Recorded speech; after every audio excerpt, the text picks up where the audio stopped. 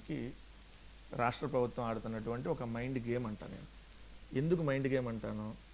Already ఫిబ్రవరి 12వ తారీఖున గౌరవ హైకోర్టులో సిబిఐ వారు చెప్పింది ఏంటంటే, ఈ కేసుకు సంబంధించినటువంటి దాంట్లో ఏం చెప్పారు వాళ్ళు, ఇది ఇంటర్నేషనల్ ఇష్యూ కాదు, ఇంటర్ స్టేట్ ఇష్యూ కూడా కాదు. సో ఎడిషనల్ ఎస్పీతో ఆల్రెడీ విచారణ చేయించి ఛార్జ్షీట్ వేశారు కాబట్టి మేము దీన్ని టేకప్ చేయము అని చెప్పి ఏదైతే సిబిఐ వాళ్ళు చెప్పారు. ఫిబ్రవరి 12 జరిగితే ఇప్పుడు మనం డిస్కస్ చేస్తుంది ఎప్పుడు? ఆగస్టు. అంటే ఎన్ని నెలలు అయింది? 6 నెలలు దాదాపుగా గడిచిపోయింది.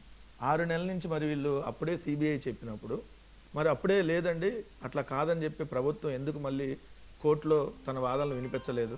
ఇది ఒక అమ్మాయి జీవితానికి సంబంధించినటువంటి అంశం. సో భవిష్యత్తులో ఇలాంటివి జరగకుండా ఉండాలంటే ఒక గిరిజన బిడ్డకు జరిగినటువంటి అన్యాయానికి సంబంధించి ఖచ్చితంగా మీరు టేకప్ చేయాలి. ఒక స్కూల్లో జరిగినటువంటి అంశం, స్కూల్కి వెళ్ళినటువంటి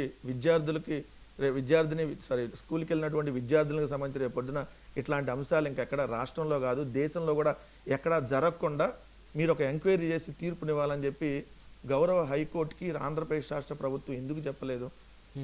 ఆ రోజు నుంచి ఇప్పుడు దాకా 6 నెలల పాటు ఏం చేశారు? ఇప్పుడు మళ్ళీ సిబిఐ ఎంక్వైరీ ఇస్తామంటే వీళ్ళు సిబిఐ ఎంక్వైరీ కోసం వీళ్ళు జీవో ఇవ్వటం, మళ్ళీ అది 1 సంవత్సరం 2 సంవత్సరాలు అది అక్కడికి హోంశాఖకి వెళ్ళటం, వాళ్ళ నుంచి అక్కడికి పంపించడం, ఈ ప్రొసీజర్ అంతా పడితే ఈ ఇష్యూ సద్దుమణిగిపోయింది కదా. దానికని చెప్పి ఆడుతున్నటువంటి మైండ్ గేమ్ కాక ఇంకోటి రాష్ట్ర ప్రభుత్వంగా మీరు అధికారంలోకి వచ్చిన తర్వాత ఈ 15 నెలల్లో ఏం విచారణ చేశారు? ఏ కమిటీని వేశారు? ఎవరెవరిని వేశారు?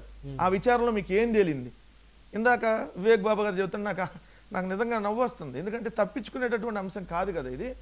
మీరు ఏం చెప్పారో, మేము అధికారంలోకి వచ్చిన తర్వాత మేము మొట్టమొదటి అంశం దీన్ని టేకప్ చేస్తామని చెప్పి మీ అధ్యక్షుడు పవన్ కళ్యాణ్ గారు చెప్పారు.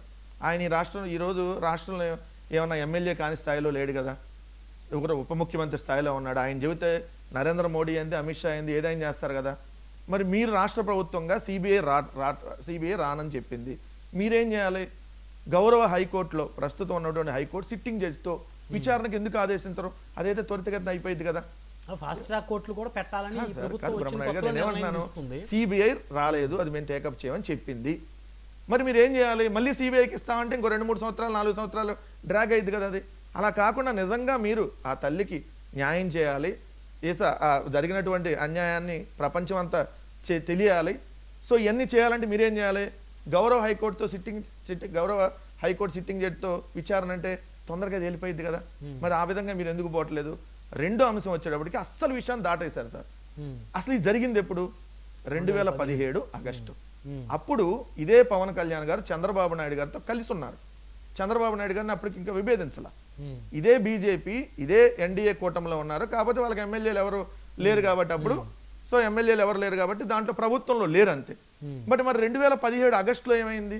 2018లో ఎక్కడున్నారు మీరు?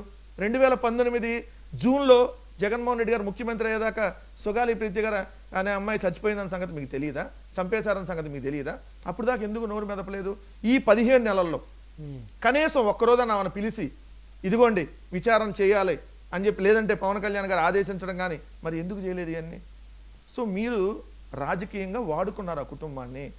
ఏదో ప్రభుత్వం పరంగా వచ్చినాయి, మీరేమైనా సొంత డబ్బులు ఇచ్చారా అంటే మరి అది మీ ప్రభుత్వంలో అది కూడా ఇవ్వలేదు కదా. ఇదే మరి పవన్ కళ్యాణ్ గారు మీ ప్రభుత్వంలో ఎన్డీఏ ప్రభుత్వంలో మరి అదే ఎస్సీ ఎస్టీ యాక్ట్ కిందో లేదంటే ఈ ఫోక్సో చట్టం కిందో ఈ కేసులన్నీ నమోదైనాక ఆ కుటుంబానికి సంబంధించి 5 ఎకరాల పొలమో 5 సెంట్ల స్థలమో మరి చంద్రబాబు నాయుడు గారికి మీరు ఎంత చెప్తే అంత కదా ఆ రోజు. మరి ఎందుకు ఇప్పించలేదు?